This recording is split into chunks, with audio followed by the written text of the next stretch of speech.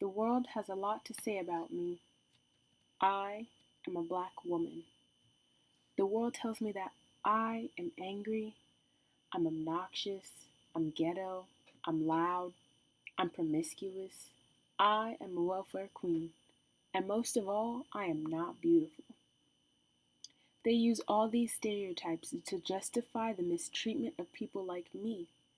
I caught on to how the world views me as a black woman through my experiences with my hair.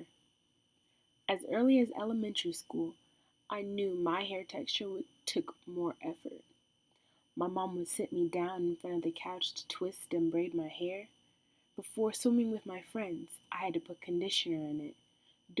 Sometimes I had to wear a swimming cap, and then afterwards, I had to wash it, moisturize it, and sit in front of the couch while it was styled, and wait a long time before I could swim again.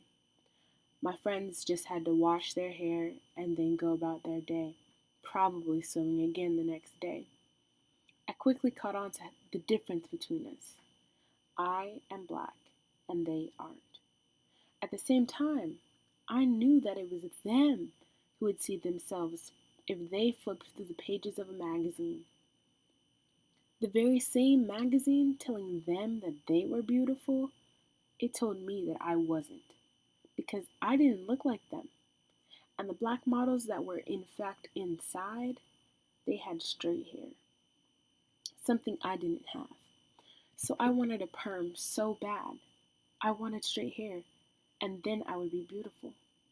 That's what I thought was going to happen.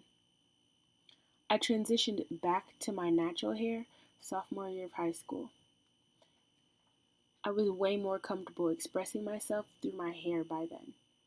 And I was starting to understand how racism operated outside of a watered down textbook description.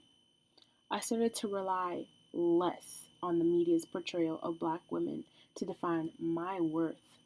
Seeing as how the media's portrayal is based on stereotypes and prejudice, not research or facts. Other people buy into it, and then they act on it without questioning it. But by taking classes about race and racism, I'm more aware of how black people are dehumanized and oppressed in America. By staying silent, we, as people, forfeit our critical thinking. We just believe what's out there.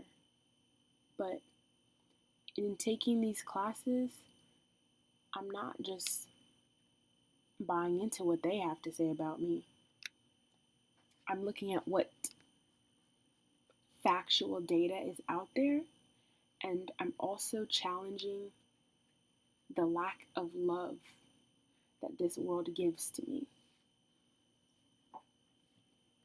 The more I learn about what it really means to be black, the more I know my worth. And loving me, loving myself, is the most beautiful act of resistance I can have.